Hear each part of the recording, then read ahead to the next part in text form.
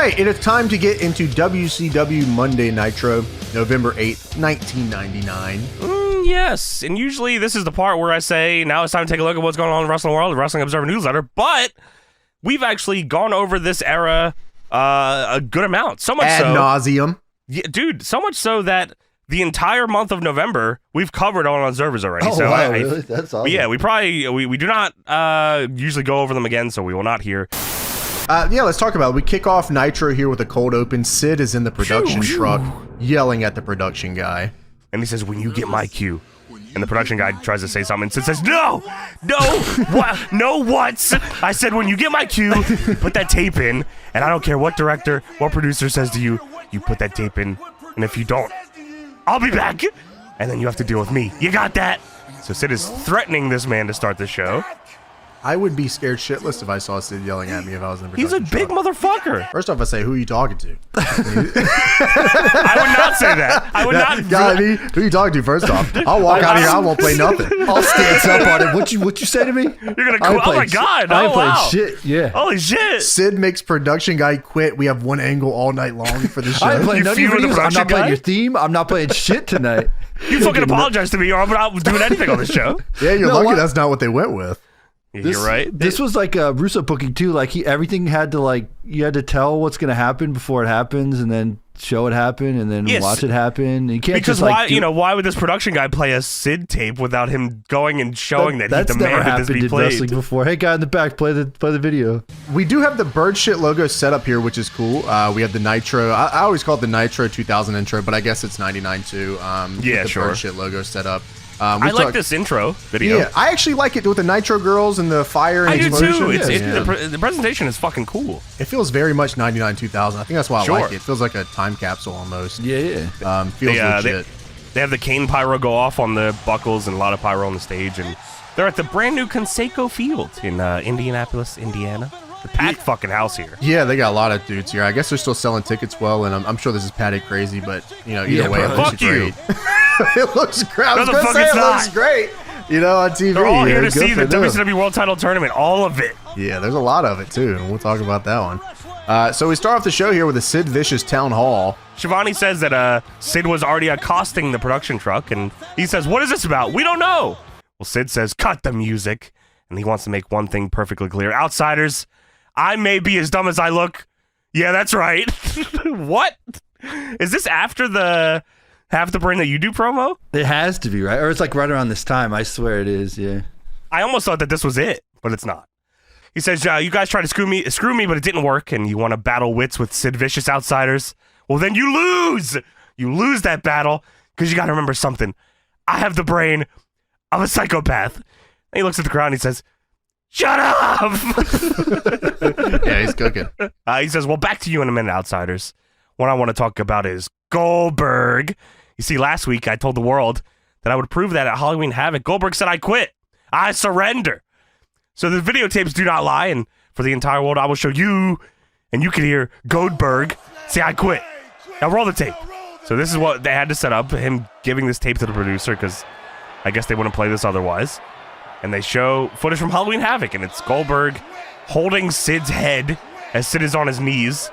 And then you hear Sid Vicious' voice saying, I quit. I quit. And then we come back and Sid says, you hear that? He said, I quit. It was in black and white also. Because of the blood, maybe? It's 1999 is in black and white. No, yeah. it's because Sid made the tape, of course. That's why. He doesn't know how to do production, I well, guess. it's cinematic, It's, oh, sure, okay. It's dramatic. Yeah, it's Sid blatant voice saying, I quit. He gave up. He's a coward. I quit. I've heard that before. It's legit just the Rock Mankind thing. Tony, you have not heard this before. Do not fucking say that shit. This is the first You ever time seen this a has guy ever like happened. this? I've never You've seen a guy like Sid. promo Never in this. my life, no. Yeah, go on. Never an angle like this, no. And he says, that means I'm still the U.S. heavyweight champion. Well, Wolfpack music hits, outsiders come to the ring, and Scott says, hey, Einstein, if you're the U.S. champ, then how come the belt's down here? And he does the suck it chop. Down where? He does that so much. He loves that. He loves it. Big, and the crowd loves it too. Big Pop. Sid's not too happy about that. Because they love the WWF. They do. They would rather be watching Raw. You're right. Scott says, Big Meng, I beat you last week. And Sid says, what you did, Scott Hall? You screwed me. Honestly, Sid is just a tall Scott Steiner, really. Yeah, I guess you're right. I mean, he's just saying shit. So what you did, Scott Hall, you screwed me. You're supposed to lay down. And Scott does spooky fingers. He tells him, I don't lay down for nobody because I ain't the way the Click operates. Also, Big Pop. We'd rather be watching WWF, DX. We love the Click. Shawn Michaels. Stop swerving me. Stop swerving. Well, Sid says, maybe you'll lay down right now. And fucking drops the mic. He's going to go fuck up Scott Hall. But Nash gets in the way. He says, whoa there, hot shot. Not one of the outsiders hit you in the bean with that crush last week. So before you get your panties in a wad, which also gets a big pop, maybe you need to call out that Canadian hero Bret Hart, because I think your problem's with him. Well, fucking Bret Hart comes out now. We got so many people involved in this goddamn thing. Bret Hart comes out. He's He's over too. He is super over. You like his I do like. theme? Okay, I didn't, but it's grown on. I actually like over the this. years. Yeah, I think it's cool. It is good, yeah. I didn't like it at first, but the more I've heard it over the years, the more I like it. But Bret comes out, who has a hockey jersey tucked into jeans, which is fucking business That's a Bret Hart casual look. That's incredible. That is incredible. This is amazing. Bret says, you guys like to talk about panties. You know you three guys are? Nothing but three big pussies. Yeah, take that, Sean. Dude, Yeah, Sean never said pussies. I'm sorry, he never did. I couldn't believe that. You three big pussies. And you see Nash say, eat mouths. You can't say that. TVPG. No, that's the shit right there. Bret always referred to Goldberg as Bill Goldberg. Never just last name. It was always Bill Goldberg. He says, Bill Goldberg is the United States Heavyweight Champion. And before this night is over, I'm going to come down and take that championship.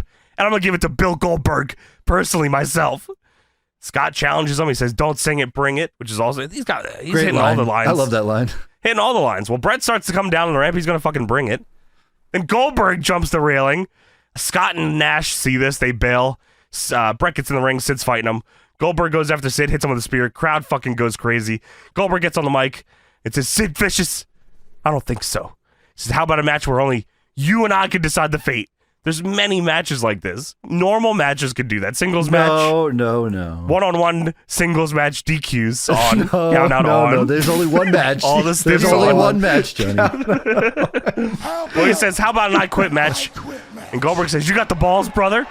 And Sid Vicious yells, I got the balls! And he crotch chops, you got the balls! All right, that's good. That's right. That's Two good. balls. Yeah, come on. All the balls. We both got balls, so we'll do this. Goldberg's music hits, but Goldberg has not done his promo. Goldberg Holy shit. Take it the fuck home, dude. Dude, forces the rest of this promo with his music playing. He says, as far as the outsiders are concerned, doom. Playing him off. You want to play games with me? I got a game for you. And they lowered a little bit. They lowered it a little bit. He says, how about a game of hide and go seek? You hide, I seek, and then destroy. Okay. You don't have that song yet. Yeah, you're fucking. You don't have that super song sued yet. too, by the way. Don't you ever say this shit ever? Yeah, motherfucker. Yeah, there you go. Sets up the whole show. Yeah, but like, no matches on this show. Yeah, the main. We don't know that exists yet. Da-da-da-da. We're in the main, by the way. Da-da-da. Ladder match. Special ref. Da-da-da. Da-da-da. Garment. Garment. So there you go. We got the town hall here to set up a match we haven't made yet, and no one knows, no one cares, everyone's confused. They love DX. Suck it. This is about the time where I go, damn, the pacing of this show is kind of slow. Like that was like a lot of time for that town hall, and then we go. Did you regret that after? I look down, I go, 2 hours 15 minutes. Golly, one of them 3 hour joints. I'm sorry. I I thought that's what you were asking, and I misunderstood what you were saying. So Tony Schiavone and Bobby Heenan are on commentary for this one, and they're both in suits ringside, so I assume everything's still going okay backstage. Sure. They haven't given up yet. At some point, we get Mark Madden and Scott Hudson has no shirt on and a tie. And Mark Madden has a Hawaiian shirt and sunglasses on. Yeah. Don't remind me of that shirtless fucking... But don't you get it, man? Shirtless bow tie? It's a backstage swerve fucking kayfabe. Of course, bitch. Dude, don't you like these words? I'm trying to forget that guy. Everyone needs to be at an angle, including Scott Hudson on commentary. So WCW has the biggest fucking heavyweight title tournament of all time going on right now. Like, this is fucking New Japan Cup levels of I have all these people in this tournament. this is fucking crazy. Like, I'm looking at this graphic and I'm struggling to read it like how it is here. There's no way that on TV at the time, CRT TV 43240p, anyone could see any of these names or any of these matches on this graphic. They probably changed them every week, just fucking putting Just to names fuck in and out of around, it. Yeah. So this is a big title tournament that they got going on, and so every single match. I don't know if one match in this big ass tournament goes 10 minutes. No, at least not on this fucking show. I'm gonna need somebody to fact check that, because I definitely don't think they do, because we do. I don't know how many. You looked it up? How many matches did we have on this episode? There's, I think, 13 or 14 matches on this. 13 or 14 matches. Isn't Raw 3 hours still today? That's correct. How many? They don't have even half of that. 5 or 6, maybe. Yeah, sure. Yeah, dude. 14 matches, 13 matches. That's fucking crazy. And I'm some of the matches like Sting versus Goldberg. Fucking dude, yeah. This shit's crazy, man. There's 16 matches in just the first round. Yeah, dude, that is nuts. And they slam those matches out, man. Hurry up and get over so we can see TP backstage in the wheelchair. Yeah, dude, we just need the results. I don't care what you do in the match. Just give me the result. So we go backstage. Mike Tenay is talking with Sting. And this is still Crow Sting, but he's very much Surfer Sting in his cadence and the way that he acts. This is Jim Carrey Sting. Yeah. Is what this is. It is. This is the mask, is what this guy is right here. He's in full gear. Yeah, he's got the bat, like you said, he's in full gear. I actually like this Sting look with he's in the Crow outfit, but his hair is slicked back. I do. I think I've like pretty much all the Sting looks. Has that ever been in the games? Slick back hair Sting? No, they had NWO Wolfpack Sting. That was awesome.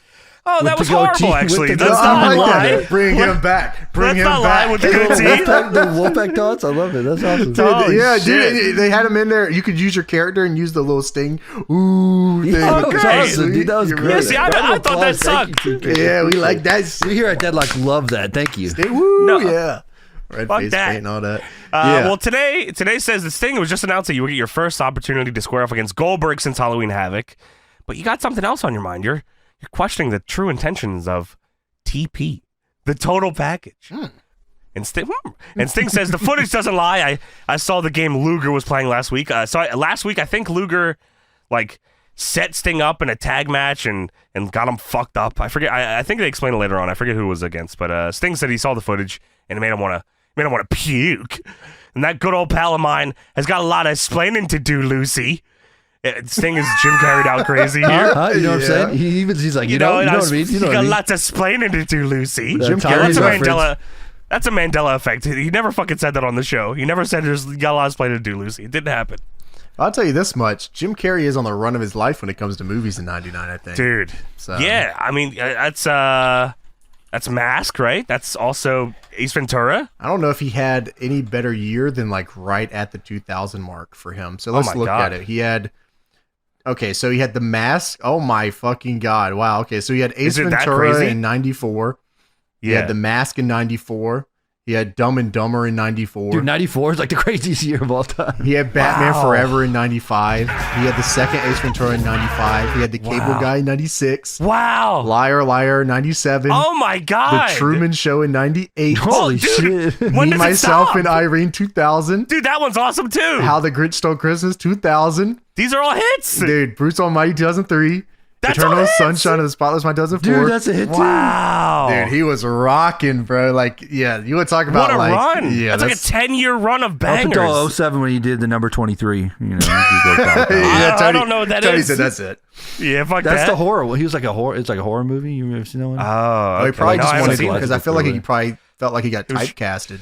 So he's like, He let's try to did, do but it was something awesome. else. Yeah, I mean, typecasting's not so bad. Sting says if it takes this bat to beat it out of him tonight, then that's what I'll do. And I got something to prove. And, well, showtime, folks. Lucy got some explaining to do. Lucy! We go backstage. Elizabeth brings in Luger very secretly. Total in a package. That's total fucking package. Pacers hoodie. Yeah, and Luger comes in, he looks at the camera and says, fuck her right in the pussy. Sure thing.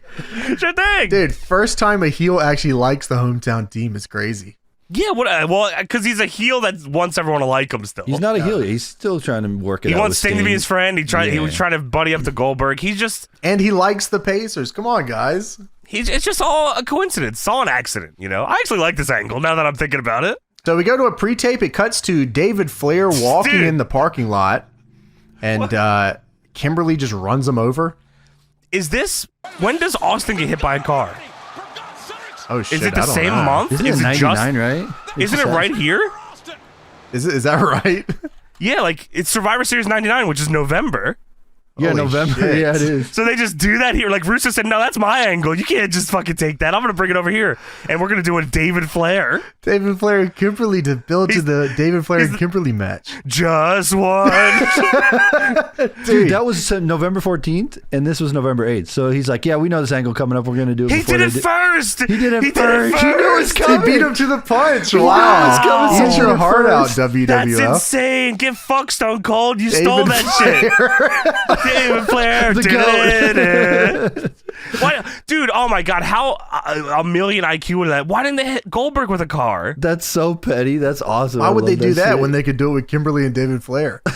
So yeah, David Flair got hit by a fucking car, and it's so funny because they show it, and it's David Flair. It's legit the same. It's almost 1-to-1 how the Stone Cold car, except without the gate. Yeah. It looks exactly like in a dim parking lot. A car drives up, but even funnier, they kept this in. You can hear a kid as in the crowd as the car's approaching go, "Hit him! Hit him!" And then he gets hit by a car.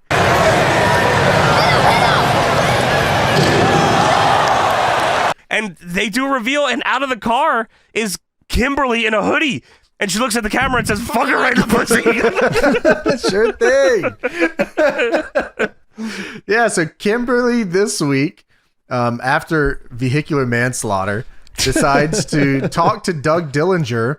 And for some reason, she needs extra security because she doesn't know what David Flair is going to do. You hit him with a car. How are you not in jail? You hit him with a after, car. after the car, David Flair was harassing her all week, so she just He's probably trying to get her number, insurance, or hello. Yeah, hey, I need to file a claim. I need to file a claim. That is I need your fucking driver's crazy. license, please. Dude, that's even fun. This whole show, he's not even trying to hurt her. He's trying to get insurance information. Hey, You hit me with a fucking car. My leg is fucking done. I'm fucked. Help. You just hit and run. Yeah, dude, hit and run. What the fuck? The fucking head of security, Doug Dillinger, listens to her. He's not saying, "Hey, you hit him with a car. This is a problem. You can't be here." He says, "All right, I'm gonna get some extra security out here." So he radios into Chris for some extra security. He says, "I don't care if it's a police or a secured riot squad or whatever. I just need them." Dude, she hit him with a car. I don't know what he did to her. Like, I'm assuming he's been stalking her and that's why it happened. But like, she tried to kill him. That's pretty privilege right there. That is she is fucking unbelievable looking though. She is very hot, and David Flair is supposed to be Jack Nicholson. Oh, is that what it is? The commentary didn't drive that home a million times. I didn't catch that point. Well, dude, the one time is crazy. We'll get to it in about 4 hours. It's funny as fuck. But it is It's unbelievable. So, pre-tape, Kevin Nash and Scott Hall are talking about getting more security tonight. Yes. And Kevin Nash is apparently managing Scott Hall tonight for his match. By the way, Scott Hall is facing Lash LaRue. Spoilers. No, they announced it at the beginning. That was on the graphic that I couldn't read. Yeah, Lash LaRue. Sorry. It was very tiny. I couldn't see it. And so Nash is managing Scott Hall against Lash LaRue tonight. And Okay.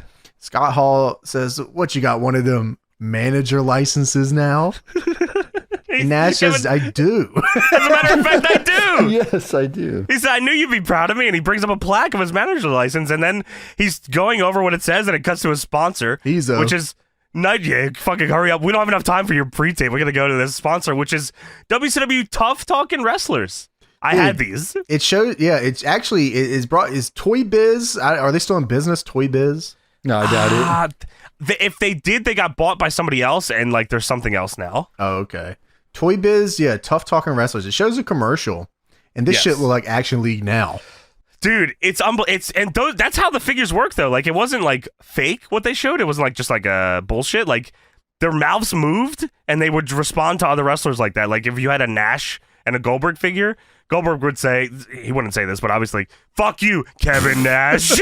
That's exactly how it'd be. That's awesome. Because I think there was like a chip on the front of it. that it would be able to tell what the other figure was, and because there was only a few of them, I think.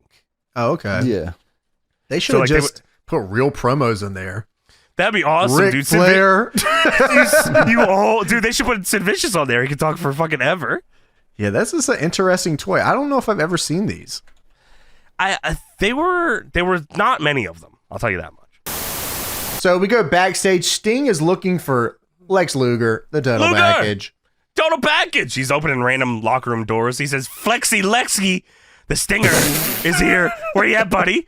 He calls him that a lot. Flexi Lexi. Somebody stop me. Then we go to another. Yeah, dude, you should have just did that. Then we go to TP and Elizabeth are hiding in a laundry room, and this is shot horribly because I guess Luger, like, they must have said, "Hey, this is going to be like 5 seconds." So they're fake talking. And then Luger keeps looking up to see from the camera guy if they're done or not, but it's not done yet. He does this like 2 or 3 times. And then the segment ends with a fan in the crowd yelling, "Orale!" Yeah, so David Flair is also walking around with a crowbar in the parking lot again. It was a parking lot. Parking lot. He's in the parking lot in the garage. Dude, what a dipshit. Yeah. You were hit by a car here the other week. You could press charges. Maybe. Well, again, that's what he's doing. He's looking for the insurance. He's got the crowbar because he's gonna fix the car that ran into him. Hey, I'm gonna fix your car. Oh, he's trying to help. That nice. He's gonna fix the car. I think I dented your hood. Let me fix it for you. He's gonna take the dent out of the hood. Holy shit! He limps by the camera, and this reminds me a lot of Jack Nicholson. Oh, you're saying this is Jack Nicholson? This guy looks like Jack Nicholson. The Shining. It reminds me of The Shining. Jack Nicholson. Where'd you guys hear that? I've never heard that before. That smells like Freddy Krueger, Jack Nicholson. That's what it, dude. God damn. So we go to the Macho Man Slim Jim commercial. Ooh yeah, dude. Beef spice. He breaks out of a straitjacket for some Slim Jims, man. Hey man, you got to get your priorities in check. All right. No, he's good, man. He's got to eat. He's trying to eat fucking Slim Jims that crazy. You got an obsession. Yeah, someone has to check in on this man. guy. I'd put him in a mental hospital, maybe. Yeah, you need to get sent to super hell is what you need to be sent to. And then we go backstage. Kevin Nash is getting fitted for his little rainbow turban. Yeah, so it's the Grand Wizard headpiece he's being fitted for here, which is, I'm sure everybody that was watching at the time was great reference. Yeah, they completely understood the reference here, and Grand Wizards hasn't probably been on TV in 20 years at this point. He was at least in the Hall of Fame. Everybody knew this guy. Come on, every wrestling fan knows Maybe this. He just went in. Yeah, he just went in. Probably went in like 10 years ago or something. Yeah, that's true, you're right. Hall says, "I dare you to wear that tonight," and Nash says, "I am wearing it." "Ah, don't you worry about it." And Hall says, "Oh man, you're turning into a cartoon character." And then a bunch of Riot Squad members walk by the door. And Hall says, "Hey guys, you looking for us? We're right down here." It doesn't suck it. Suck it, squad. Come on. And then he's like, "All right, let me go get them. Let me go get these fucking guys. Hey, monkeys." All right. Dude, this is like insane. Kevin Nash. Suck it. He's the Grand Wizard, and he's going to also be managing Scott Hall with the police for his match against Lash LaRue tonight. This is for the World Championship Tournament. What the fuck is going on here? This is supposed to be a serious tournament. We got Lash LaRue. So WCW Nitro is brought to you by 1-800-COLLECT. Ah, the easy way to save. Forever. Yeah, I got that money. And now it's time for the Sting Town Hall. Sting walks out and does 2 little jumps on each side of the ramp. I thought that was very cute. I thought there was going to be pyro going off, but there was not. Sting gets to the ring and he calls out TP and Flexi Lexi.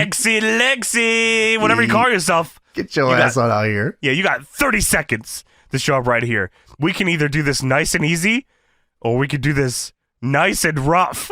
Well, that's not right. I think you fucked it up. Yeah, you fucked up line. Somebody stop me. So Elizabeth comes out first and almost rolls TP her. music. Yeah, well, that's part of their package. She should be the TP. So she comes out first. She almost fucking rolls her ankle on the ramp.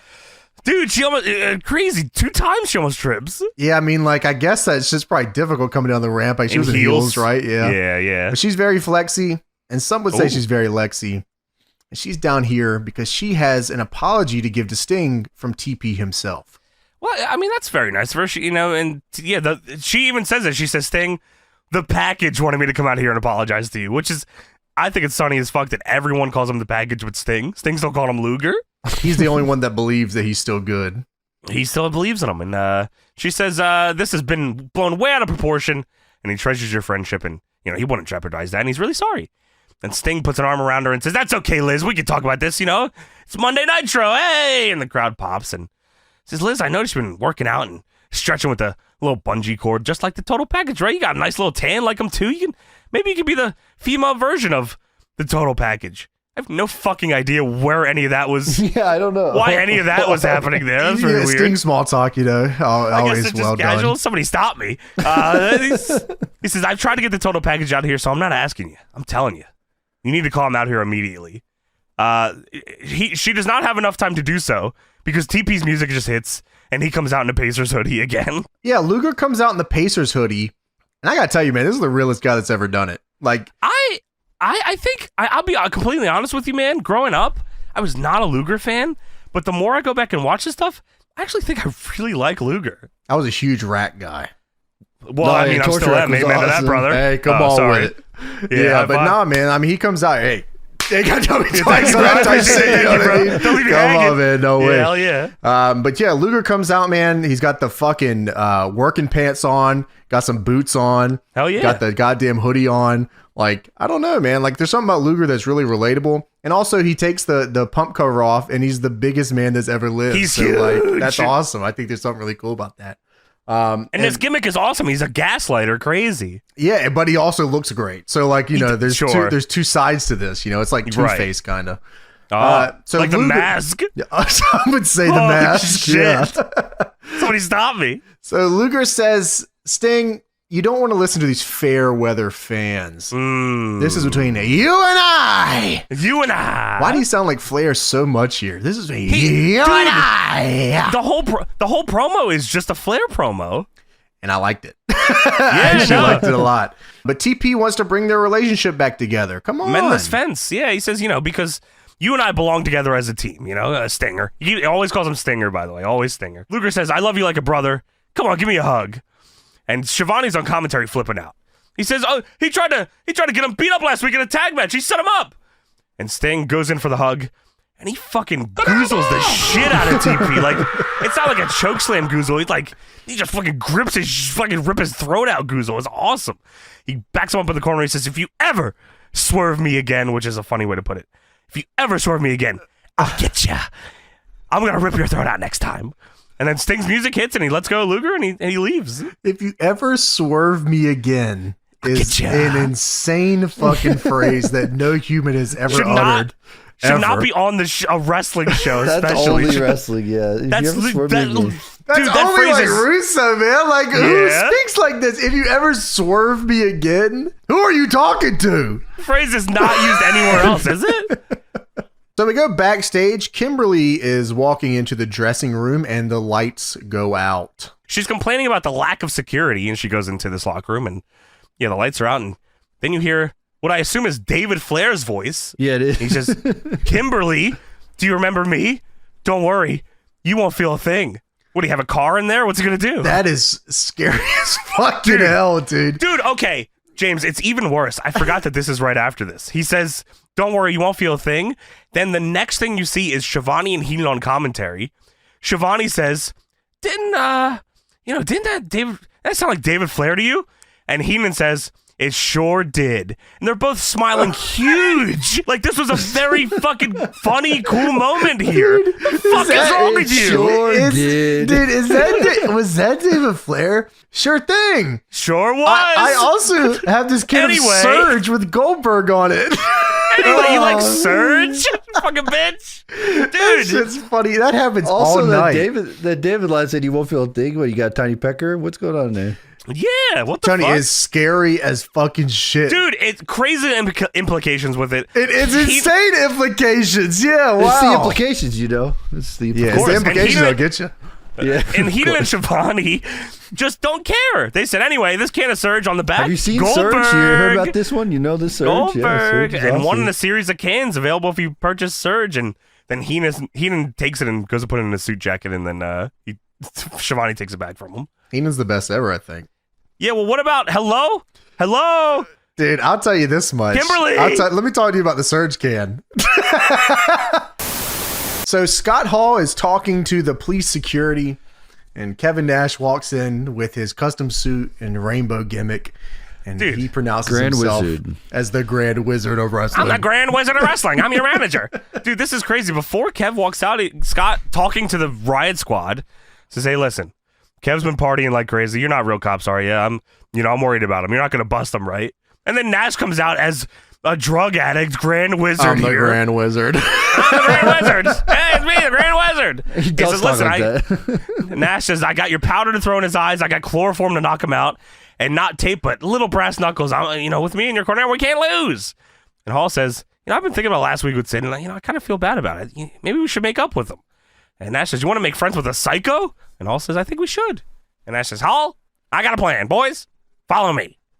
He's the Grand Wizard. Of course. He's the fucking Grand Wizard. I found it out, by the way. Grand Wizard Ernie Roth was in the WWE Hall of Fame of 1995. Okay, so he's still super not relevant here. Got it. It's understood. Yeah, it's only, 4 years. They're cooking. Sure, that's fair. Apparently, Nash was doing this every week because Scott Hall says, oh, is this what you're doing this week? Is that right? Yeah, so I guess he was doing like a different gimmick every week. Oh, good. Or something I see. Yeah. He was a different manager every week? Is that what it was? Or something like that. Sure.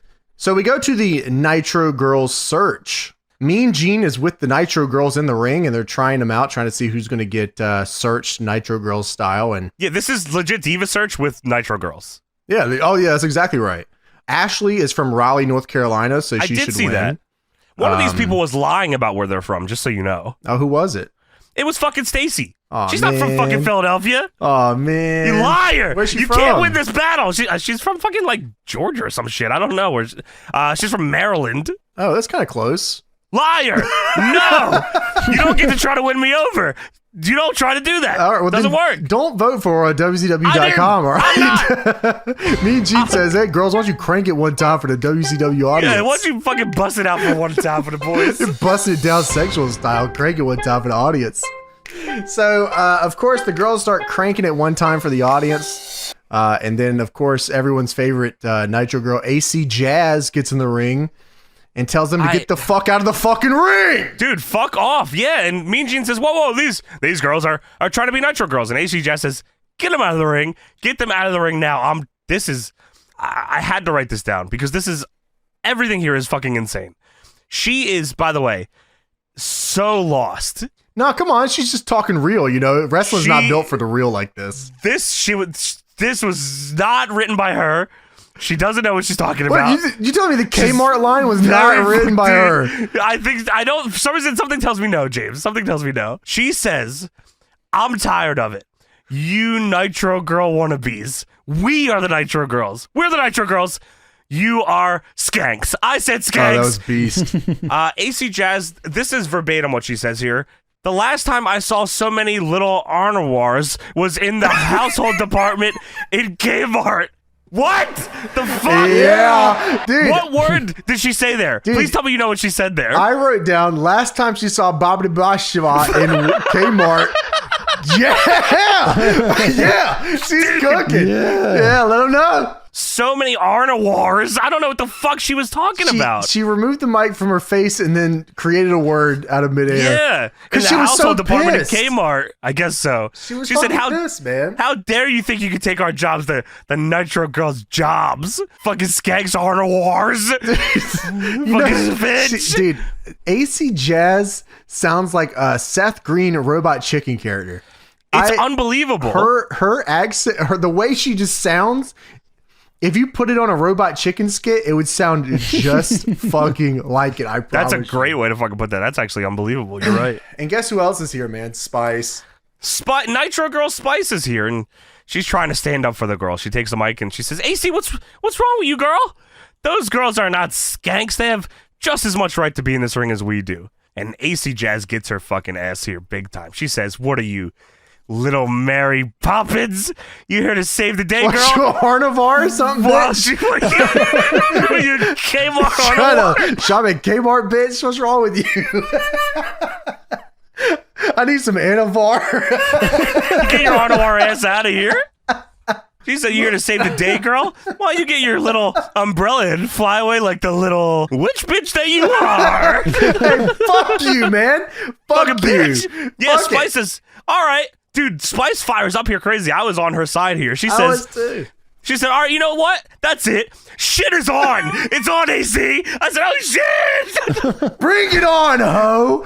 Yeah, you want to go? Oh my Bring it on, ho. And then they have what I can only describe as the Nitro Girls were late to break this Fry up. and Takayama.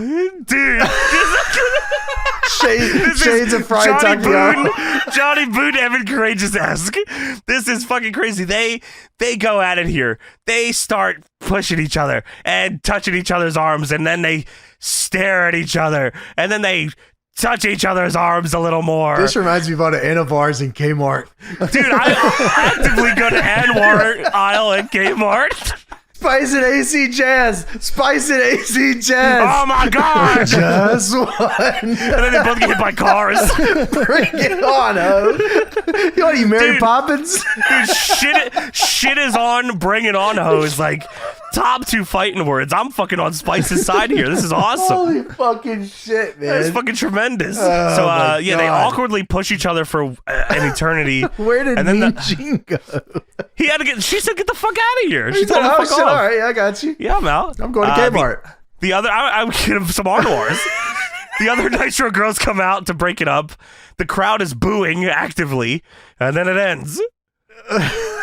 Sorry about that. It's there's Storm. Yeah, the rest of the Nitro Girls. Yeah, see ya. They say on commentary, it's a Nitro Girl pull apart.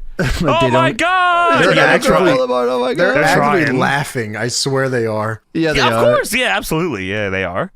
That is unbelievable. So we go backstage.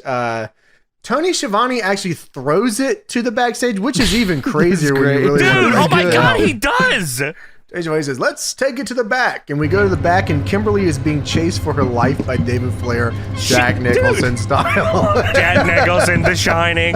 Dude, she's standing behind like a pillar, and she has a pipe in her hand. And then David Flair, you can see him in the back, kind of blurry. He's like Bigfoot. And he's walking around in the room, and then she accidentally drops the pipe, and it goes... and David Flair starts to limp towards her. And then we go back to commentary, and Schiavone and Heenan are looking at each other, and Schiavone says, "You fucking remember that Shining with, Jack Nicholson and yeah. Anyway, tonight's Goldberg and Sting at the top of the hour." Dude, it's even crazier later on in the entrance for it. When Kimberly comes out for the entrance, because they really laid on thick there. He actually says, "What's that, like Freddy Krueger or something?" Oh, they got Jack Nicholson or something out here? What the fuck? Why did he just throw it to this like this is normal, and then they throw it back? And it's like, oh, all right. Yeah, you're right. I don't understand. Anyways, Goldberg versus Sting 1-on-1 later tonight. Dude, legit, like remember The Shining? Anyway, Goldberg and Sting, top of the hour. Schiavone says the I Quit match with Goldberg and Sid Vicious is signed for Mayhem, and then random music starts playing, and Schiavone is very confused. He knew to throw to Kimberly being harassed by David Flair, but did not know this next segment for a debut that was by the man that's coming out was planned for this show is coming out. And Schiavone says, "Well, we were supposed to go to break. What is this?" It goes from AC Jazz and Spice to Jack Nicholson to Freddy Krueger. Se7en. What's in the fucking dude? They are fucking cooking here, dude. They are cooking crazy. This was inspired as shit, man. The lights crazy. go out. Oh my. And you hear, "Fear me, you will." What the fuck? Answer his own question. Fear me? You will. You will? So, yeah, man, it cuts to the stage, and there he is. There he motherfucking is. You can see the lights coming from the stage, and you can see a figure. There's smoke on the ground. He starts to levitate. Then he starts to float to the ring. And dude, I'll be honest with you, man. And I'm not joking. Let him know. If this entrance happened at WrestleMania, people would say this is the greatest thing they've ever seen in their lives. You're fucking right. You are right. Because the shit when he's like just a shadow with the cool the as smoke fuck. and the light and the floating, it is cool as shit. You're and right. The shot of him floating over the camera was awesome. They upskirt shot Dustin Rhodes.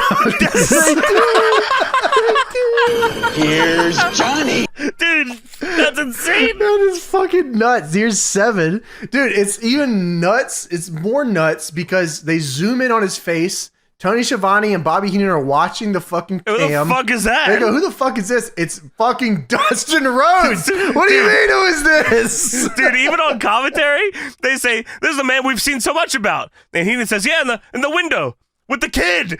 Dude. What? What the fuck?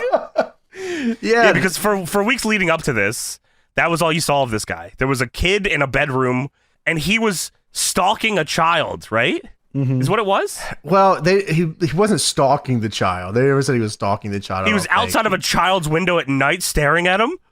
Yeah, but I don't think they... Okay, just making sure. Yeah, it's the implications that get you every time. That always gets you. It's the implications that get you every time. David Flair should fucking talk to this guy.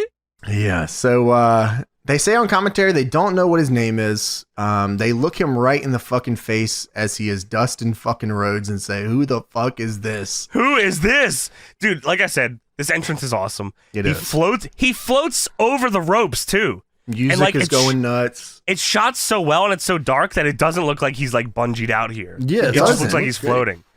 I wrote down, if this happened today, this would be the most requested thing in WWE Games history. And then I wrote, this also should have been Mordecai. Undertaker the long way. Undertaker the long way. If he did this entrance, he would have lasted longer. He would not have been sent to OVW. It doesn't help you though, because the way the music's played is like kind of soft, and you can hear people like laughing in the crowd. You do hear, dude, the other say, what the fuck is this shit? So Smoke is going nuts, and 7, we don't know his name. 7 Not grabs yet. the mic and he says, "Cut the music now." Kill the music now. Yeah, so, now. Yeah, the lights come on. You're staring at a guy, and he's super white face paint, red under his eyes, hat, jacket. And he has a lot of fucking shit to say here. It's actually one of... It's funny because like we've talked about this so much at this point. We've never watched this episode. Yeah. But there's so much of this that we say so regularly that it's insane. This is like one of my favorite promos ever, I think. There's more that I didn't even realize he says in this promo, too. I want everybody in here to take a good long look at everything I'm in. I left the World Wrestling Federation for gimmicks like this. Goldberg! Holy shit. For those who don't know, I was Goldust, and Goldust sucked. Oh, come on now. Oh, man. Goldust nearly ruined my wrestling career. I wanted to come back to WCW because this is home for me. And I wanted to just be me. Just me. I just wanted to be me again. Of course. And the powers that be came to me and said, Dustin sucks. Dude, that is so fucking... The powers of me said, Dustin sucks. Dustin's boring. So I stand before you. Oh, my new name is 7, by the way. Holy fuck! Holy fuck! 7. Your name's 7. Yeah, my name's 7, by Another the way. Seinfeld reference, right? You want to name his kid 7?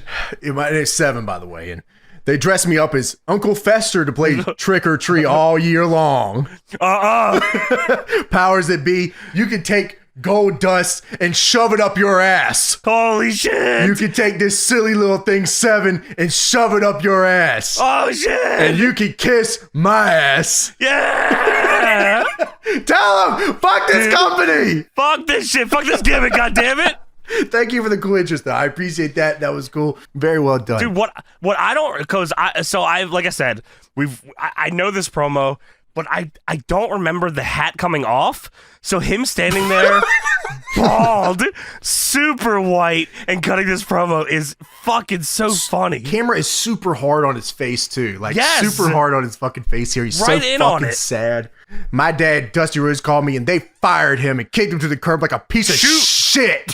Shoot fired, by the way. Yeah, that's a piece of shit.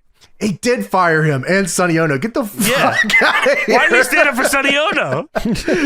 And he says Come that on, he man. promises to make the powers that be, WCW, and TNT's lives a living hell. Oh shit! Well, you just disrespected me for the last time. God damn it! You will never forget the name. Dustin Rhodes.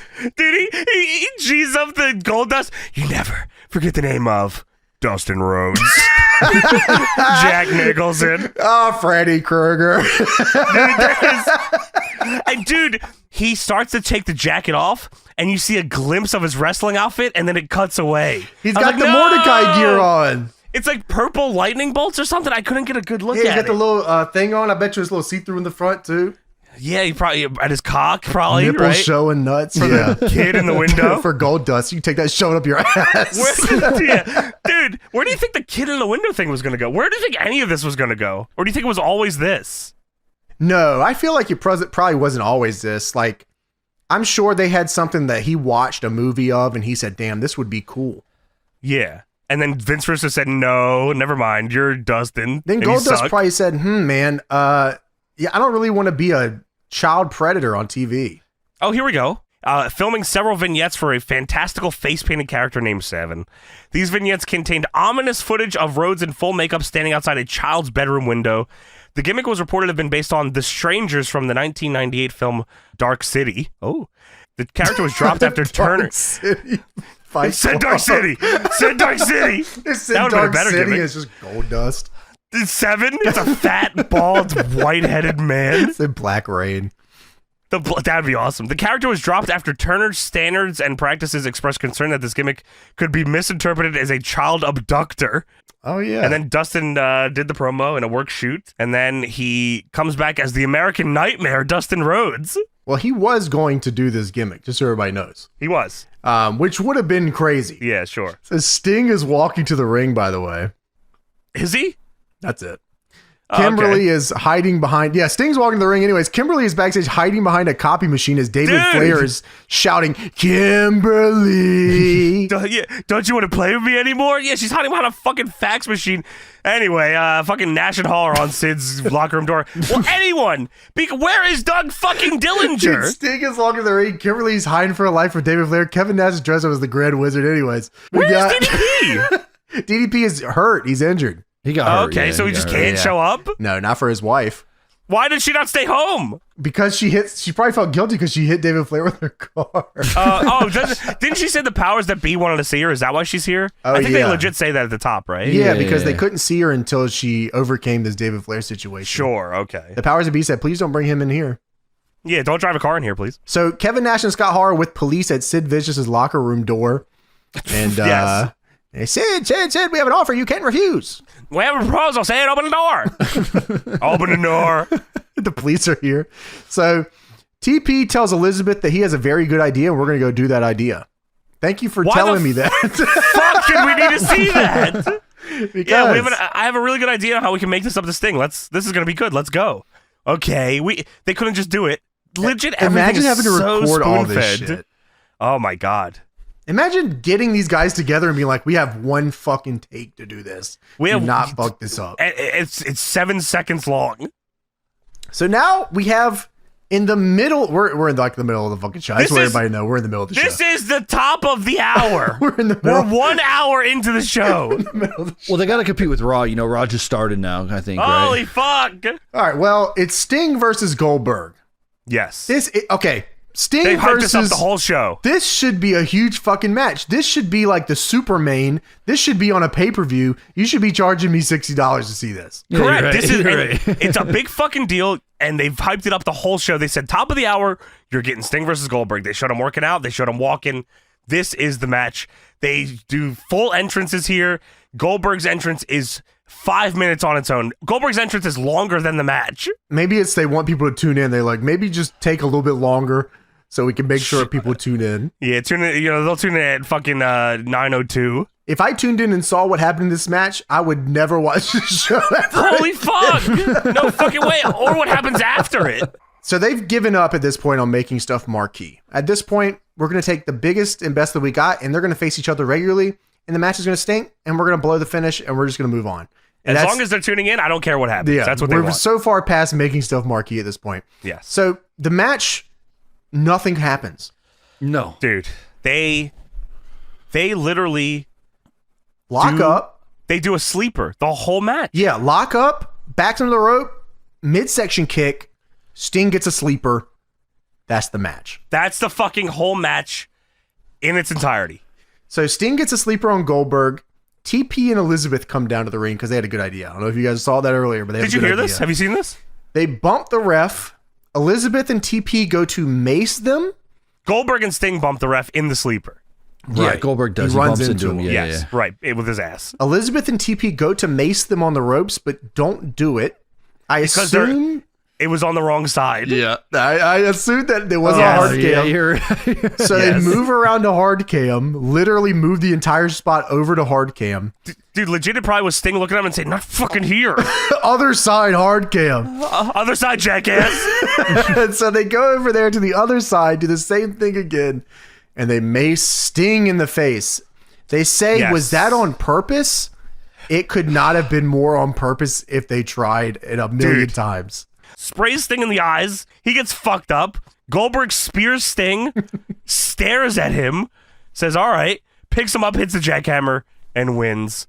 And then, after this big fucking marquee match, world title tournament implications, we immediately go backstage because who gives a fuck? That was Goldberg versus Sting. Sting and Goldberg, two of the biggest stars of the fucking company. Who gives a shit? Dude, they go to the back. They cut away so immediately that I almost think something went wrong. Like, that's how quick they cut away. Nothing went wrong, but they cut away so immediately that I think something went wrong. What happened was, and here I'll tell you, James, what went wrong? Goldberg and Sting went over their time. We had to go backstage quicker. A minute. they fucked up the mace spot and added on 30 seconds, and we had to quickly go backstage. And you know what we go backstage to? Dude. The Grand Wizard, it's called. Hey, I'm the Grand Wizard. I'm the Grand fucking Wizard, everybody. The Grand Wizard is talking to Sid Vicious now, who is now outside of his door. Dude, it's Sid shirtless, Scott Hall, the Grand fucking Wizard, Kevin Nash, Riot Squad, and Kevin Nash says, Sid, I'm the Wizard. We know. That's the Grand Wizard, I think. Oh my God, dude! They've explained it every time he shows up on screen. They've explained he's the Grand fucking Wizard. I know. Well, if you tune in, you know, you're probably like, what the fuck is this? Oh, that's good. You tune in at 9 o'clock. You see Sting and Goldberg go 2.5 fucked up mace spot, and now the Grand fucking Wizard is here. Holy! And then Rick Steiner goes out and says, "You know what you did. You know what you did. Dude, holy fuck! What did I do?" Dude, they don't explain it. So yeah, all right. Nash has said, "I'm the Grand Wizard, and I'm in charge of everything." How? When was that explained? He says, "I'm as sharp as a tack, you see, and as a jester tonight, we'll give you 2 security guards in case Goldberg gets a little crazy." And Hall says, you know, it's a peace offering from the outsiders. I get it! I fucking get it! Well, Rick Steiner walks in and he says, "Hey, what the hell is going on here? And you better make time for me or I'm out of here." And he walks away. All right. Yeah, I hear you. Legit, I hear you. That's all it was. So, anyways, Elizabeth and TP run past Jim Duggan, who is mopping the floor, and they steal the wet floor sign.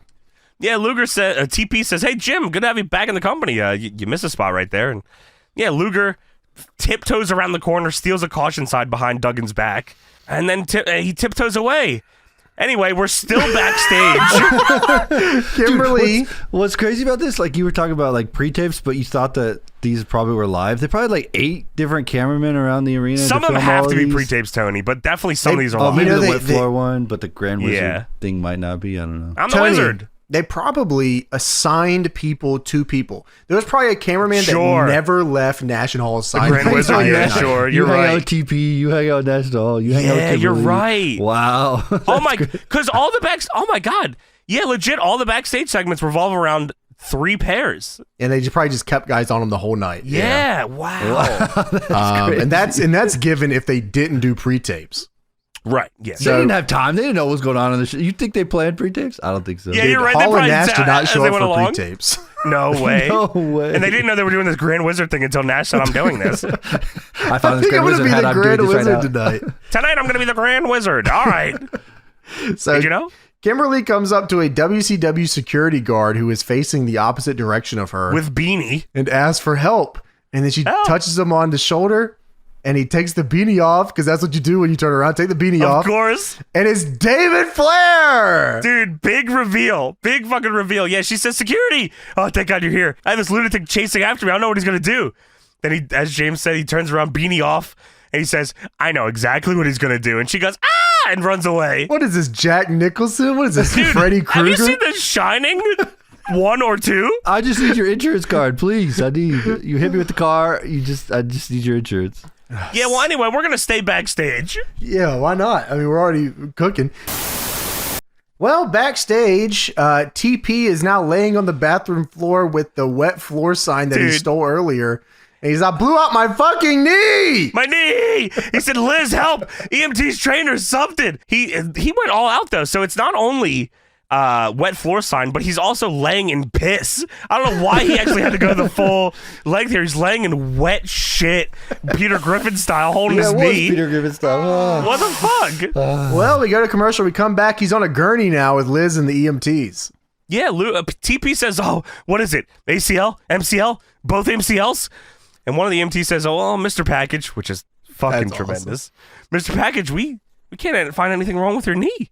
And Luger says, can you believe this? Give me to a doctor. I need some medication. True worker right there, brother. So we cut immediately backstage. Kimberly. Yeah, because who gives a fuck about this tournament, right, guys? Yeah, we have 20 more matches and 10 hours left. Come on. So Kimberly tells Creative Control, this is the Harris brothers, that she needs to see the powers that be. She is begging for someone to help her, please. I'm in a lot of trouble here. Let me go in there and do my business. And they say, they're not ready for you yet. Wait your turn like everybody else. And she says, I'm in trouble. They say, get your sweet ass out of here. All right. Yeah, so anyways, the Grand Wizard and Scott Hall are chilling on a couch with the can anyone take this fucking situation with her seriously? Anybody? They say, it's just David Flair. He's fucking weird, whatever. That's legit what it is. They're like, you don't got to worry about him. He's a fucking freak. So Kevin Nash is sitting there with this whole gimmick on, and he says he asks the police for an envelope, and they hand him an envelope, and this is actually nuts. I can't believe they did this. This is fucking crazy. Do you want me to do it, or you got it? Okay. Medically sealed in the manager in the front porch of Funkin' Wagnall since 2 o'clock this afternoon. He puts the envelope up to his head, and he says, the answer is 316. And he opens it up, and he says, the number of times The Undertaker has worked the pay-per-view main event with Austin. What the fuck? Please watch the WWF. Yeah, dude, why are you watching this? Stone Cold's gonna get hit by a car soon. I mean, they're already saying here the Undertaker's main event sucked, so that's good on them. They were right. Yeah, they were right. They knew. Seven had more main events left in them, I'll tell you that. That's also... He could have took it over for him. I think you're right. And, dude, even better, they both laugh. Hall says, has it really been that many times? And Nash says, yeah, where you been? Hall says, drunk for an entire year, bro. Holy fuck. What the hell? It wasn't that long, was it? Yeah, no shit. Because, yeah, she's in the shower room. She's crying because, as James said, she's being chased for over an hour now. 8 by weeks. David fucking Flair. Yeah, for weeks it feels like, yeah.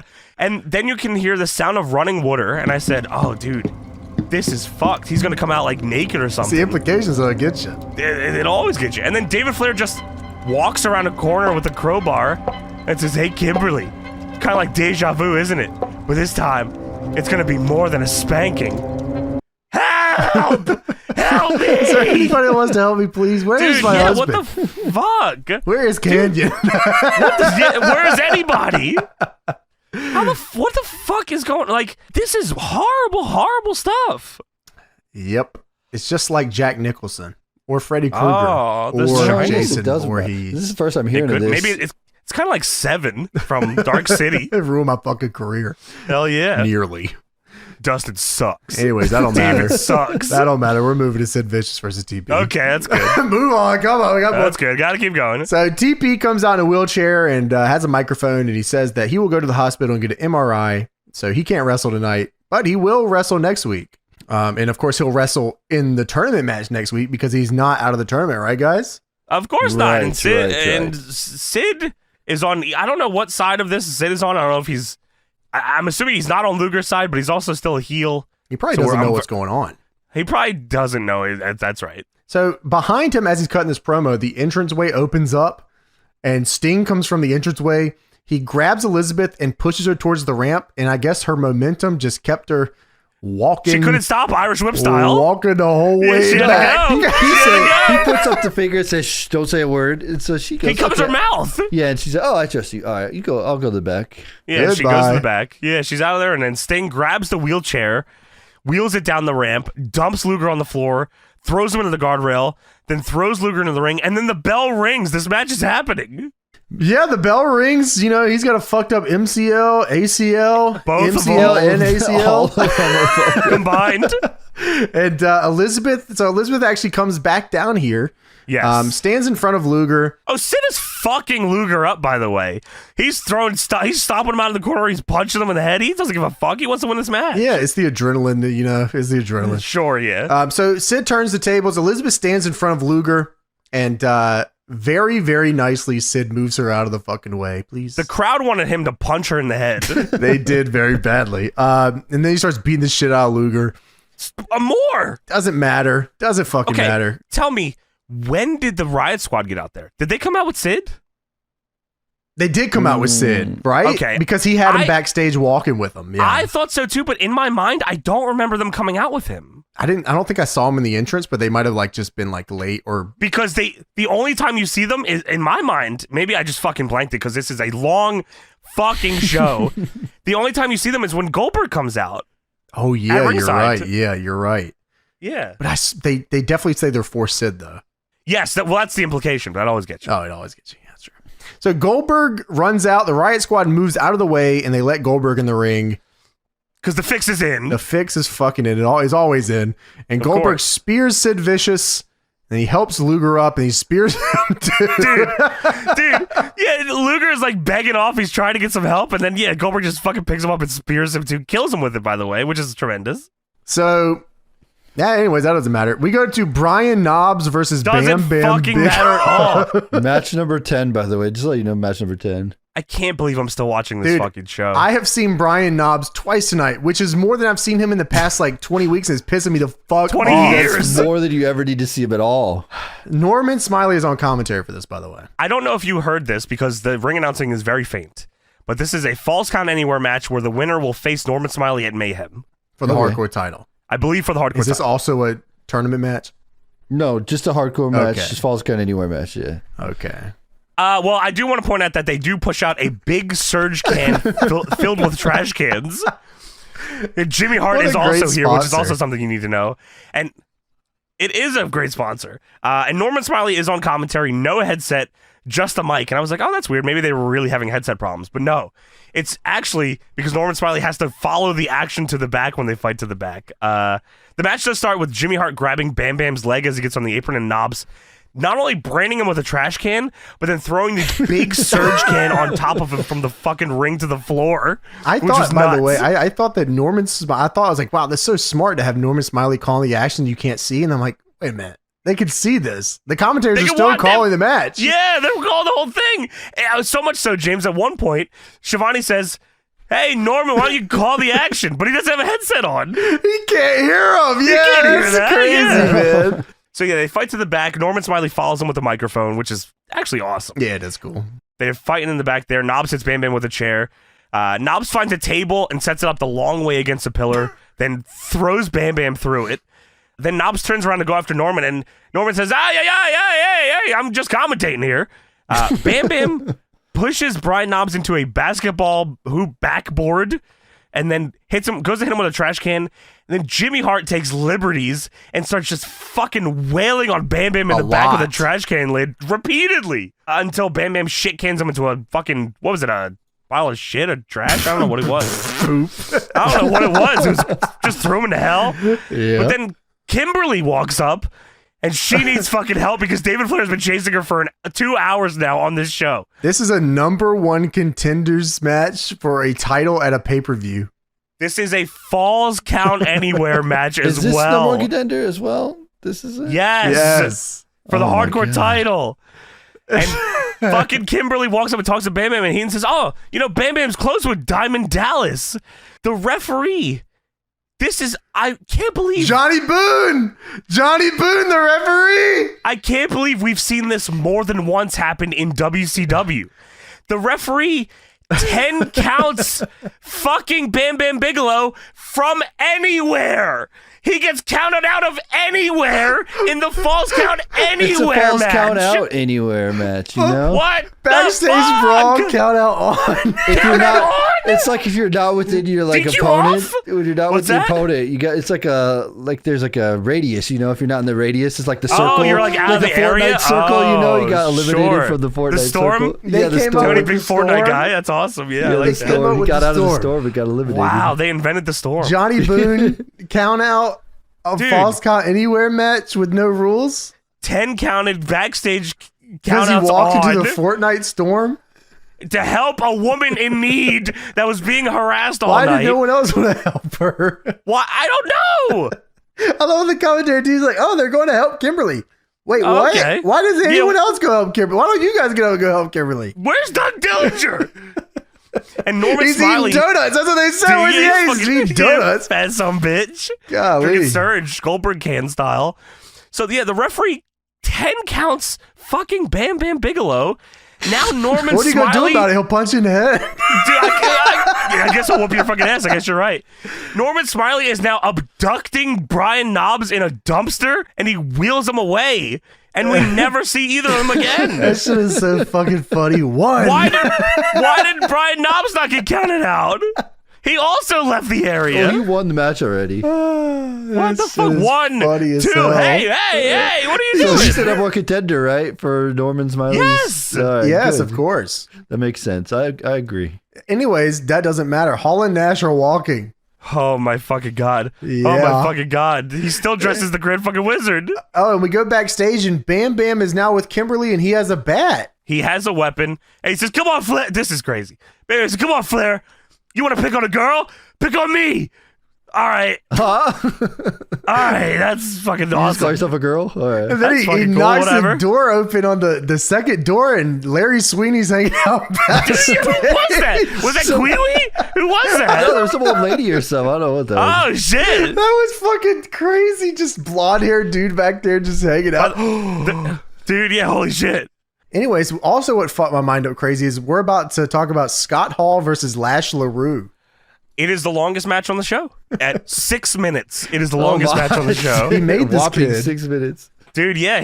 Scott Hall definitely, gotta give it to him. He definitely probably went overtime here just because he wanted to give the kid something, which I appreciate. But the crowd could not be more fucking dead here. They've seen wrestled 9 shows tonight. They were wrestled out, which is crazy to see because they've seen a total of a half hour of wrestling. Been watching the monitor quite a lot. Yeah, how the fuck are they watching the backstage segments? There's no big Tron. There's 2 little screens. Oh, I'm sure that's fun to watch from the other side of the building. That's awesome. There's probably the middle, there's probably the middle scoreboard, right? That's got the, I imagine. Yeah. Norman Smiley couldn't see the goddamn show. He was standing right in front of it. That's true. So Scott Hall versus Lash LaRue is up next. The Grand Wizard Kevin Nash is here with the police. Ah, yes. Heenan on commentary is speculating who the special ref in the Texas Tornado Ladder match will be. It's unknown. And he speculates it could be someone from another organization, because the powers that be. Holy shit. Maybe the WWF. The good show. That's exactly what it is. The World Wrestling Federation, really. Dude, maybe somebody that you guys like from WWF will be here. That'd be awesome. Maybe Stone Cold or The Undertaker, maybe. Brother. Oh, maybe we'll hit them all with cars. It shows footage of Lash LaRue winning his match against the Cat, by the way, again. Where he took advantage of this fucking young blue chipper's knee that he came back early from an injury from. That is bullshit. And he tapped him out to advance. Lash LaRue, by the way, is the crazy Cajun. He's a crazy, and he's super babyface. He's raging. Oh, I'm sorry. He's crazy and Get it raging. Right. Come on. Yeah, I'm sorry. Right, that is fucked up of me. They were making. He's from the goddamn Himino. He took over the blue chipper name. That's how it works in WCW. You're a blue chipper, then you lose. The next guy's the blue chipper, and it just keeps going. It's a pass down upon. That's something they did not let go of. So Lash LaRue hits a combo with a drop kick, and Scott Hall babyface fire rolls out. And I love this little scene here. This is awesome. He rolls out to the outside. The Grand Wizard Kevin Nash looks at him. He pulls out the powder. He goes, huh? And then he pulls out the glory. Contemplates using different objects. That's awesome. He doesn't grab either of them and then gets in the ring and unloads all of his best shit on him. Dude, he does everything. Yeah, he hits the choke slam, does the Frankenstein impression. Was that to mock the Giant? I mean, he always did the choke slam to the knees. No, sorry, I'm saying, but the Frankenstein was definitely giant, I think, yeah. Because that he does Frankenstein taunt, he points to the back and looks at Nash, and then he shrugs his shoulders, because I'm pretty sure Big Show is already in WWF by this point, right? That's probably right, yeah. I think so, yeah. He's in, WWF, you should go watch it. That's all they told us tonight. So they show us a random overhead shot in the middle of this match when Hall has a hold in. The only time they show it the whole night, and it's awesome. It is a cool shot, I like it They never showed it again, why? I don't know. They just forgot. That's weird. Oh, okay. They had a lot of backstage. There's no time to put it on. We don't have enough cameras for this. The rest of the matches were 60 seconds long. So like, what are they gonna? Yeah, you're right. They only had 3 total backstage cameras. And said, "Fuck, one of you guys run up to the rafters real quick." He's like, "I got you, no problem." So Nash punches LaRue. And his head falls off. Little gimmick falls off, and he puts it on very nicely and then walks backwards. Lash LaRue hits a comeback, which is a double axe off the second, a line, and a missile drop kick. Dude, the crowd is fucking dead. Yeah, I mean, like, Hall hits all his cool shit, and then Lash LaRue hits a double axe handle. Yeah, good luck. Yeah, fucking hell. So Lash LaRue hits the punch combo he does and does the splits, and then Hall reverses into a discus punch. Get fucked. And then LaRue LaRue jumps into a fallaway slam. Yeah, I guess he tries to go for a crossbody, I guess. Yeah. And then Hall hits the coolest outsider's edge I've seen in a minute and pins him for the win. Loads him up crazy, dumps him. Who did we just see that just did that? Oh, fucking Mordecai. Yeah, Mordecai. Mordecai tossed his ass. Mordecai got in trouble is what happened to him. That's exactly what happened. And I'm sure he left with a black eye that night after Bob Ali saw him backstage. In a bag of shit. In his ass. Well, just absolutely, he had to eat it. So Kevin Nash then walks in with the belt, the U.S. title, which is on the line later tonight in a ladder match. Yes, that's right. Nash gets on the apron with the belt like before Hall is even pinning him. He's like already halfway in the ring as the 3 count outsider's edge. Hell yeah, bro. Yeah, that's over. That's done for sure. If Lash LaRue kicked out the outsider's edge, it would have been the greatest night of his career. Hall should have just called that for fun. Yeah, just kick out. Who cares? Who gives a shit? Whatever. I'm watching Raw. I'm the U.S. heavyweight champion. Kick out of this. Who cares? So yeah, dude. Kevin Nash walks in the ring with the belt. All the police are in there, and then they get out of the ring. But one of the police guys stays in the ring. Oh, that's very weird. I feel like I just saw this on Raw, and Shawn Michaels did this. It's really weird. The crowd is chanting Goldberg for some reason. Oh, that's fucking strange. And one guy is in there. I love what happens here. I actually like it too. It's funny. So Nash puts the powder in his hand. Gold Bond. He puts the gold bond in his hand, and he touches the police guy on his shoulder and turns him around, and he notices that he has the thing still on his face, the guard. The helmet, visor. The visor on the helmet, and he goes to pull the visor up, but it doesn't happen. And then the police guard pushes this hand up, and the powder goes in Nash's face. Everywhere. And, of course, he takes his helmet off, and it's fucking Goldberg. Holy shit. And he spears the shit out of Scott Hall. Dude, he spears Hall, spears Nash. Crowd's losing it. Anyway, 2 weeks ago, a Hennig interview with Mike Tenay. Dude, don't forget the Castro GTX replay. Oh, yeah, sorry, of this segment, right? Anyways, moving on. So, dude, they don't is there anything they let breathe on the show at all? No. That was Russo's philosophy, right? Is you can't let anything breathe. Like, you have to keep them on. They'll want to flip channels? Yeah, if you give them a chance to breathe, they'll switch. Well, you guys told them that Raw was on all night. Yeah, you're right. We get the Kimberly Town Hall. Yes, because she has a plan, of course, here. Heenan says, I think she's going to announce her retirement. And Shivani says, or she's going to break down and cry again. Heenan says, there's no crying in wrestling. Have you fucking guys not been watching this show? I'm pretty sure on Kanye says, well, there's been a lot tonight. God damn, man. She just come out and go, help. Dude, for real, fucking hell. Me. So Kimberly says she's finished running from David Flair, and this is over right now. And then David Flair comes wobbling out with a crowbar, just walking crazy. And this is where they make sure you really can grasp this. Do you understand this? Have you seen this? Oh my God, is that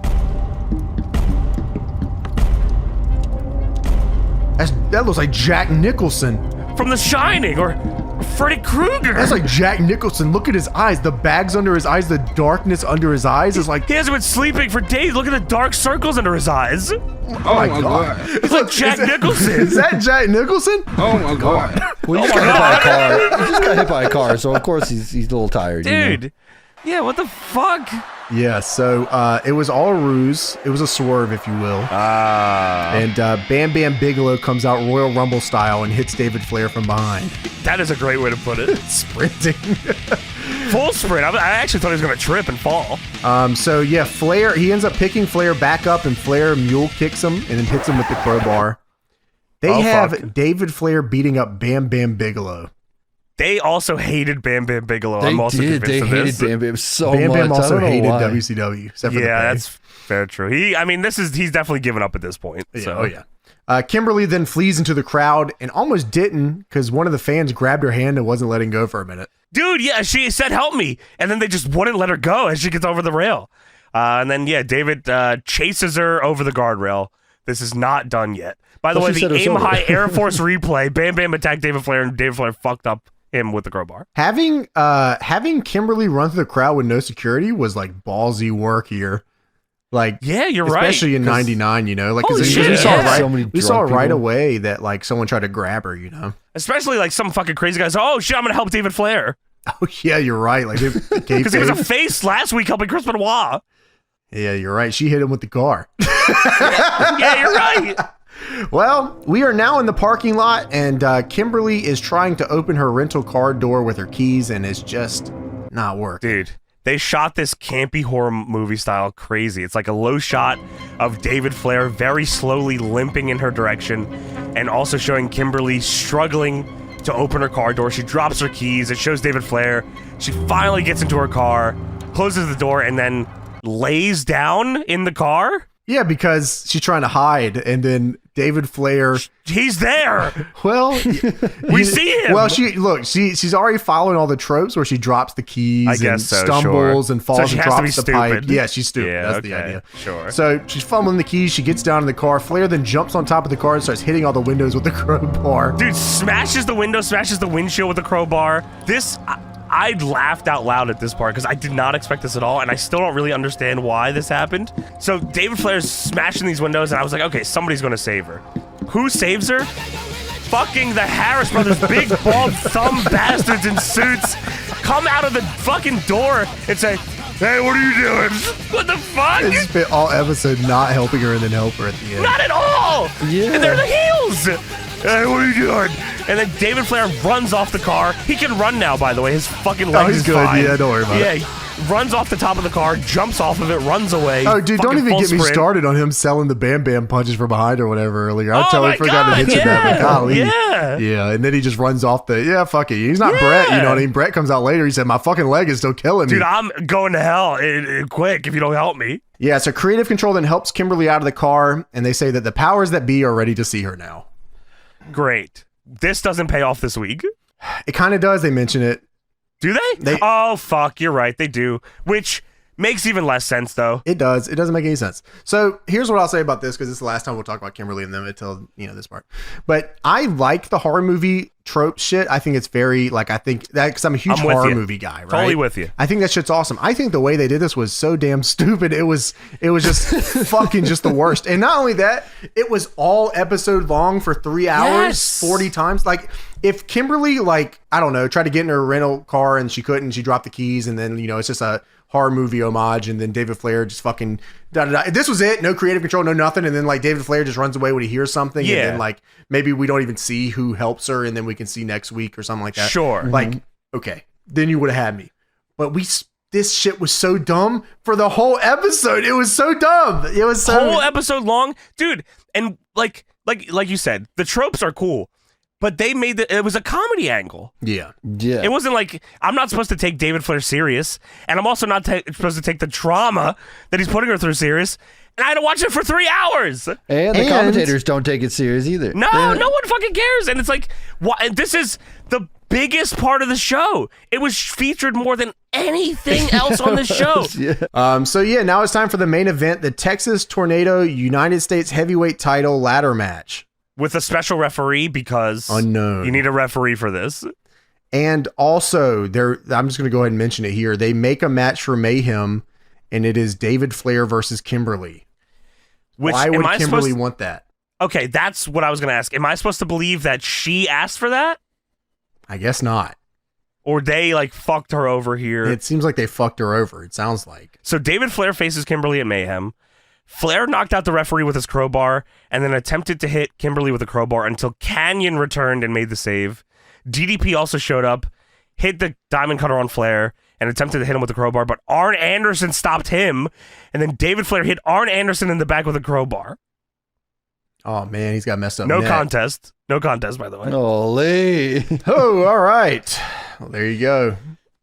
Well worth it. We got a U.S. title Texas Tornado ladder match here. Jesus Christ almighty. It's Scott Hall versus Sid Vicious versus Bret Hart versus Bill Goldberg. The U.S. champion is Goldberg. Well, it could be Scott Hall or Bret Hart. Who knows? It could be anybody, I guess, because who fucking cares? Goldberg attacked Nash and Hall and didn't get his belt back. I guess because they had to hang it up above the ring. Scott Hall versus Sid Vicious versus Bret Hart versus Bill Goldberg should be pay-per-view. Yes. Yeah. No, it's Yeah. going to be a dog shit Nitro main event. It's a ladder match, which is crazy. So Scott Hall is coming out for his entrance. They cut his entrance midway, and he's like, what the fuck? All right, whatever, Yeah. I guess.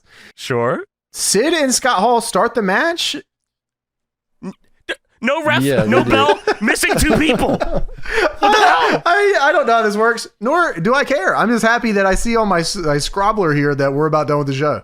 So Yeah, we're close. We're close. Bret Hart, Dude, then- I watched that fucking what was the match before this? Jarrett and Hennig, and I was like, dude, there's only 10 minutes left. This is awesome. I'm on the countdown, baby. Let's go. Yeah, I was like so fired up.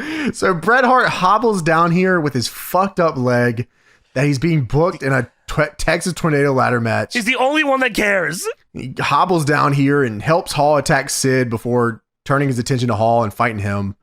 Goldberg is now here. There is still no referee. Who is the special guest referee? No ladder either. Well, it goes to the entranceway, and Kevin Nash in referee shirt with the police and a ladder is here now. All the missing pieces of the match are now here. Thank you. Why? Thank you. Why? This is the single most Why? unhinged, we're calling shit on the fly episode of WCW we've ever watched.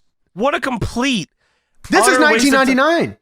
Dude, yes, this is complete. This is 1999 to its core, and this is full on Russo bait and switch for 3 hours. So during the era before Russo comes back, they were actually trying to go back to wrestling angles and like Fuck that. and going back to like working matches and shit. And then like we are 1 month into this new shit and we got 14 matches that were all 3 minutes long. It's not even 2000 yet. We're in fucking 1999. This is somehow, we've watched a lot of WCW. We've watched a lot. And like, I feel like, and I might be wrong and I might be looking back on this wrong, but this feels like the fucking most fucked up episode of WCW we've ever watched. It is a complete clusterfuck. Everyone comes out of this worse somehow. Yeah. Nobody comes out on top. I don't know how this is possible. They still have, I don't know, 20 of the biggest stars in the wrestling business there right now. And it doesn't feel like it at all. So Rick Steiner's now here and he hits a bulldog on Sid Vicious. Off the top, the Steiner bulldog. Rick Steiner is now attacking Goldberg. Of course. As this is happening, it gives us a hard cam shot. Kevin Nash is the tallest guy in the ring and he's the ref. And it's very funny seeing him just standing in the middle of the ring as the ref, tallest man in the ring with ref shirt on. As tall as the ladder. He is literally as tall as the ladder. Yeah. So anyways, Bret Hart climbs the ladder, grabs the belt, but Nash hits him with the police baton in his shitty leg, and he falls Yes. and drops the belt. Well, Into Nash's arms. Well, Nash is the ref. Of course. So Nash now has the belt, and Scott Hall's getting up, and Kevin Nash is so tall, as tall as the ladder, that Oh he my holds God. the belt at the top of the ladder. And Scott Hall grabs it really fucking crazily, like real slow climb Yes, and everything. like he's fighting to climb. Yeah, exactly. Yeah. And he grabs it out of Kevin Nash's hand, and he falls back like he fell off the ladder crazy. Jeff Hardy falls. Yeah. And he gets announced as the winner and the U.S. heavyweight champion. This show, we've watched a lot of shows, boys. I don't know if I've ever said this before. This show is the biggest waste of time I've ever fucking seen in my whole life. We've watched so much, 200 This something. is like annoying how fucked up this show is. Yeah, dude. I don't know. I don't even know what you could like from this show. I guess Why the fuck would you buy this pay-per-view? I can't imagine many people did. I'm going to just see. You know what? Actually, weirdly enough, 99 was a good pay-per-view year for them. I bet. I don't know why, but it was. It was like their best year. What is it? Is Mayhem? Yeah. Did 200,000 people. 200,000 is a solid number. Yeah, I mean that's it only goes down from there. Good God. Dude, Super Brawl X does 70,000. Ooh-wee. Is that right? Super Brawl, yeah. Starcade 97 had 700,000 buys, and they blew it. Dude, yeah, that's the biggest ever. Blew it. Oh my God. Yeah, that's fucking brutal. How do y'all do that? How do I fuck all this up? I got all that from WrestleNomics, by the way. Shout out. Oh yeah, that's what the website I'm on too. WrestleNomics.com. Yeah, this is a pretty sweet actual fucking little chart here. Yeah, this is cool. Could you imagine getting 700,000 pay-per-view buys? Can you imagine doing 460,000 and 1 year later doing 70,000? I'd find a new job. I would quit. Yeah, but anyways, I mean, long story short here, WCW 99 was a good pay-per-view year for them. They were just getting beat by Raw, and I think it was a pride thing. I think they're like, we can't get beat by Raw because I mean, business was not down by any means. They just weren't beating Raw anymore. Sure. And they made a drastic decision to bring in Russo back again. And well, do you believe in the conspiracy theory that Vince Russo was sent over to destroy WCW? Absolutely. By the WWF. Absolutely. He was a mole the whole time, sent over there. There's something to this. And the Outsiders were sent too, by the way, for the WWF. Oh, maybe. And they took like part of that money and gave it to the WWF, their contracts. And then Russo came in, and that was the final piece of the puzzle to take down. I see. I'm going to say no. Oh, well. Oh, well, you're wrong. You're wrong. Yeah, I mean, he was sent to Now This Is Wrestling to kill it. Oh my! Holy! Tony's Don't say that, Tony. And he took it out, and now we're bringing him into DPW. No!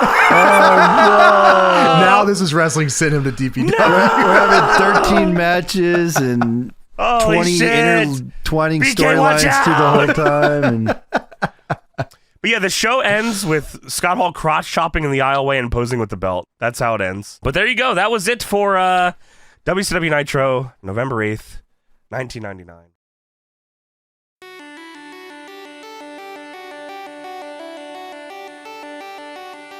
Thank you for watching, and now it's time for the Patreon shoutouts, starting with the Big Money Today tier members: Ultimate 145, Z, I Stunlock Tony by getting every shirt in XL, and Cyborg for Life. Now here's the Demo Dick tier members: Allan Martinez, Big Papa Pump's Left Nipple, Blood Take the Dog to Hell, Bobby Basically Bagged, Basically Donuts, Basically, Bradley McGrath, Chase Richardson, Hem the Core, Clint Commander, Coogi Woog, Dakota Downs, GW, Ghost Patrol, Hosiness, J Sully 56, James Wyatch, Jaylone C, Kai Wolf, Linder Elerbees' real name is Dick the Cock Johnson, Maggie Jay, Mikey Mickendrow,